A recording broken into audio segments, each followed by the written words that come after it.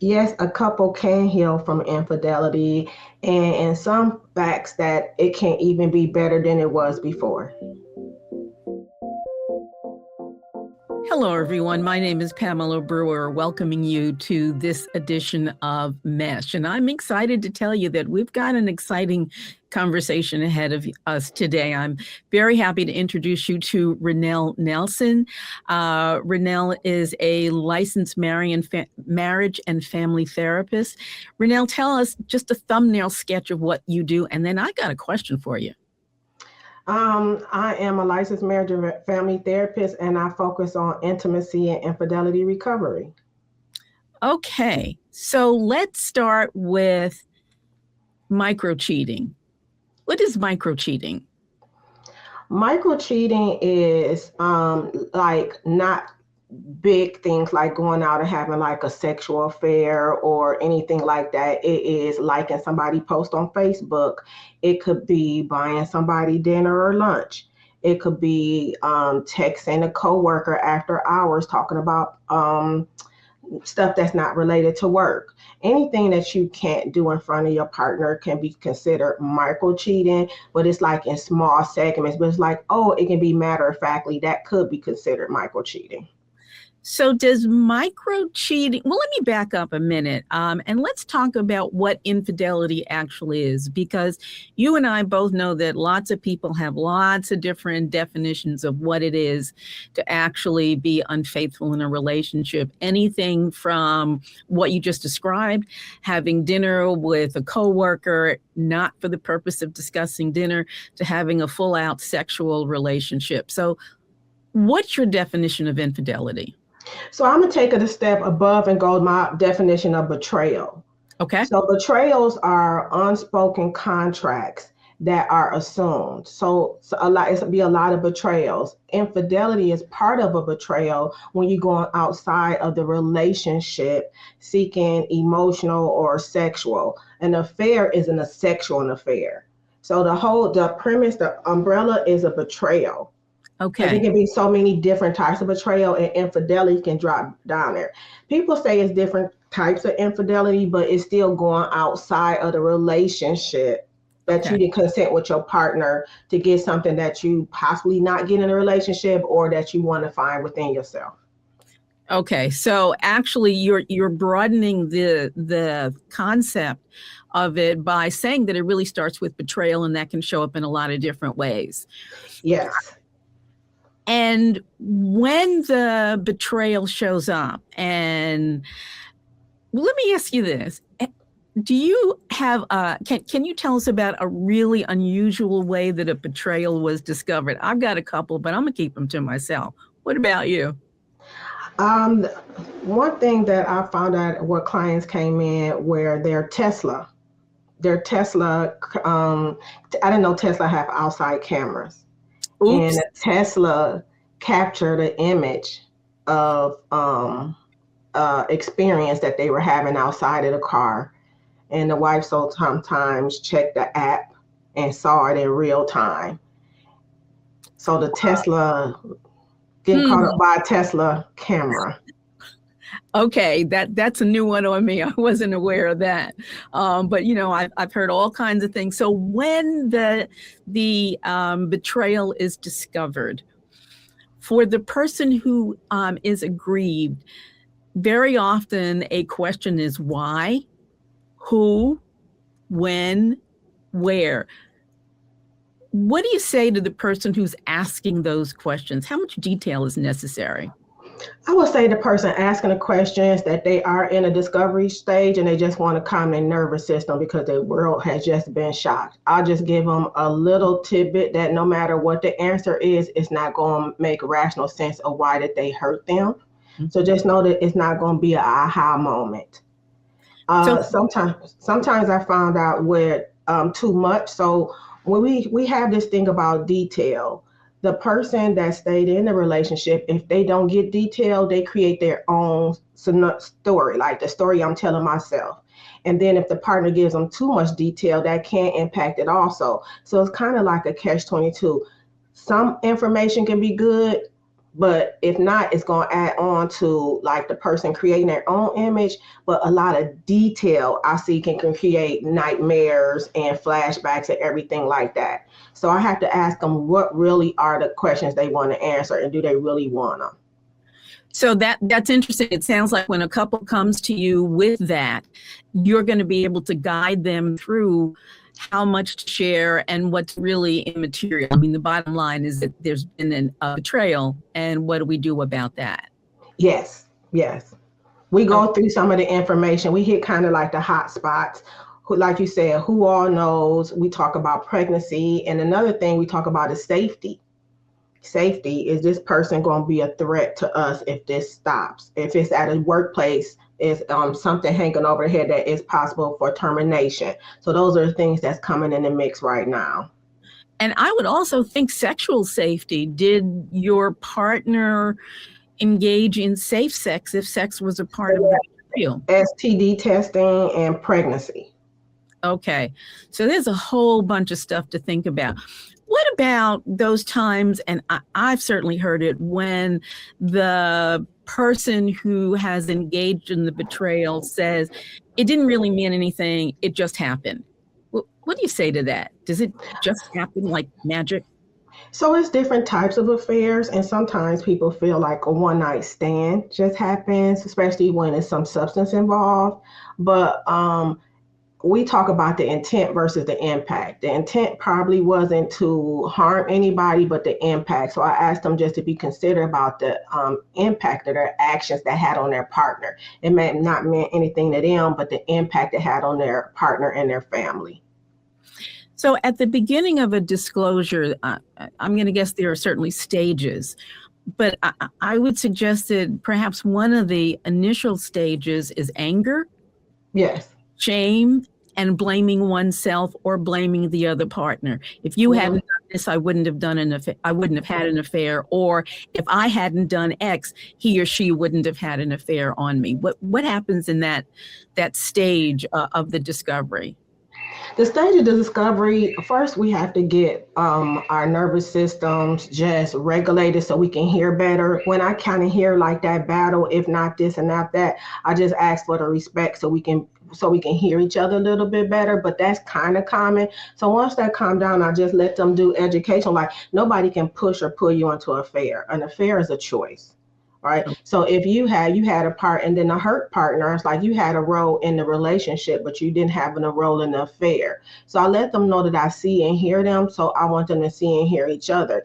So even though we have blame, can nobody make you do anything? So I kind of get some structure set up like that. And I was like saying, we can review what possibly led to it, but we can't blame for what you did because you only responsible for what you did. So I kind of get some structure how we want to do. We can hear it. And because they have a right to be heard, because we want to have a neutral environment that both parties need to be healed and both parties need to be heard. So we just set that up structurally in the session. So I think the most important thing I just heard you say is that while you have a role in the relationship for the aggrieved person, you don't have a role in the affair. The affair was the choice of the person who behaved in the manner that feels so egregious. Yes. Okay, I'm going to take a break from our conversation, Renelle, just for a second. And I want to remind folks that I'm pretty clear that right now you're hearing something that you haven't heard before, or perhaps something that you think merits some further investigation. I'm hoping that you will subscribe to the M.E.S.H YouTube channel and follow us on Facebook. Don't forget to leave a review and send an email to me if there's a topic that you would like for me to cover here at M.E.S.H with Dr. Pamela Brewer. Let's go back to Renelle.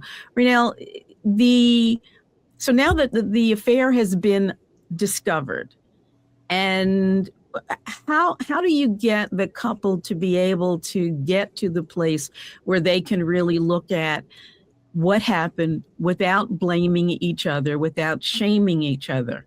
How do you get there?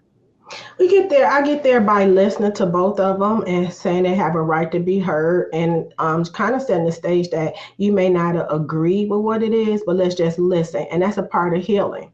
Okay. Part of healing is you may not agree, but just listen. I want to give clients the opportunity to hear so they can make the choice, because with affair, they didn't have a choice. So I Okay. want them to hear what's going on and they have a choice. Should they stay or should go? I said, we need to get the information for like that. So let's get the information needed. So it's just slowing everything down, getting some structure for communication and how to handle conflict and everything like that so they can be heard. So one of the things that happens, as you very well know, in an affair is that the person who feels aggrieved is wondering, how do I learn how to trust this person? Can I ever trust this person again? How do I know this is not going to happen again? What do you say then? I say that it's not anything you gonna know. We can create a plan for you to find out. We talk about what is trust, right? Because sometimes we go into a lot of relationships with blind trust. So we really don't know how to rebuild. So we discuss what would that look like to rebuild trust. And just letting them know, okay, that you can still proceed with 5% trust, 10% trust. And it's going to take a little while, but we have to first see what does trust building look like for you and feel like for you, so we can kind of map out what the whole plan would be. Because sometimes we gonna withhold trust, because think about it, if we heal, we're susceptible to get hurt again. So Okay. sometimes we withhold trust. I'm like saying, another thing we can do is say, what areas do you trust them in and what areas that you don't. So Okay. can have like a game plan, because trust is so broad, and it's not like thing like you broke my trust, I need this. So we explore what that will look like. Well, but you know, there are certainly situations where couples will say, you broke my trust, so I need to have access to your phone. I need to look at your phone every day. You need to call me, every 5 hours or 2 hours or 30 seconds Yeah. to come straight home. What do you do with that kind of That's demand? kind of like that's kind of like boundaries, and that's like, hey, I didn't have control, let me gain back control. So that's the Okay. stage, and that's necessary, but it's not sustainable. It's Okay. not sustainable, because a lot of people who went outside the relationship, we have to talk about why they went out, because we don't want to create the same situation, right? Because some people want to say the relationship, but then they still lose themselves. So they back in the same situation that they possibly could be in. So that stage is going to come where you're going to be micromanaging. It's just a point of getting more control and everything like that. But I let them know the sustainable things that we can do to create more trust. So you talk about relapse prevention. And, Yes. and you also said at the very beginning of our discussion that people can not only heal from an affair, but actually the relationship can grow and be stronger. Those are pretty big concepts and things that a lot of folks struggle with. Walk me through, if you can, a thumbnail sketch of what healing actually looks like. So I want to just do the disclaimer, not all relationships can and should be saved. Okay. An Good. affair is sometimes a conversation that needed to be happened before, either what's going on in a relationship or going on within myself. A lot of affairs has nothing to do with the relationship. It's more is about the self and understanding Okay. a part of them. So what I say can be better than before. Some of my clients who come in say that, man, if this wouldn't have happened, it wouldn't have took off of autopilot. If this wouldn't have happened, I would have never known that you had blank, blank, blank. So sometimes an affair, unfortunately, can open up doors for them to start conversations that need to be happening anyway. Unfortunately, it happened with an affair or any type of betrayal. Okay. Is there a way to have a sense, even at the beginning of a relationship, this person, I'm getting the feeling that they're probably not real good in the faithful department. Is there a way to know or One guess? thing, one thing we need to do is start having more conversations about monogamy. Okay. We don't talk about monogamy. We assume monogamy. So monogamy should be part of the conversation, talking about porn, talking about if they're healing from something, even asking out if they've been betrayed before. So these are some of the questions that we can ask going into a relationship. And especially the nice one is, what does betrayal mean to you? Because Yeah. people have different aspects of betrayal. So I think those are some of the great questions we can go leading into a discussion. But conversations expire. So don't say it's one and done. Some conversations need to be had quarterly, Okay. annually, because we develop and change. It may stay the same, but we want to still be curious. to make sure that we just get more insight about our relationship. We never want to assume. You mentioned the word pornography. If someone is engaging in just watching pornography, is that betrayal? It depends on what the contract is and what's the discussion. What does watching porn means to the partner, but what does it do for the partner that's watching it? So it's a discussion. It's not a presumption. And oh, this is bad. Why is it bad? And if I do it, does that make me bad? Or what can we do instead of it? Maybe it's a healthy thing for find another coping mechanism. So it's more of a discussion. And that's what, instead of weaponize, we don't want to weaponize it. We want to discuss it, because then if somebody really need it for, I know that sounds bad, what needed, but if somebody utilize it, we want to make sure that they have a healthy coping mechanism to use instead of it. Is there a way to know whether or not it's time to go? How you know it's time to go is really if somebody's not feeling remorseful, and the relationship was garbage before it even happened, right? So the relationship was trash before it happened. Y'all didn't really have anything like that. So the affair really brought out, it could have been an exit affair, is that y'all both wasn't happy. So really looking at the patterns in the relationship or the marriage way before the affair could happen. That can also state if we should stay or we should go. What's the pattern in the relationship? Can you trust this person? What's the character with this person? So garbage in, garbage out. Yes. Pretty much. Okay. You have a book that is entitled The Pleasure Agenda. Can you tell us a little tiny bit about that? Yes, the pleasure agenda is I want to put pleasure back on the agenda. And that was my whole thing. Betrayal, healing, everything. You can get back to pleasure. So I created an agenda, sit down agenda with tools and dates to make sure we prioritize in pleasure. And healing is not a prerequisite for pleasure. So even though you're healing, you still can get pleasure. So I want to guide some my clients who would like that on that journey, because sometimes they feel like they can't have pleasure until they fully heal. So I gave them a map on how to do it. Well, that sounds really interesting. I'm going to ask you to let folks know how to get more information about you and about the pleasure agenda.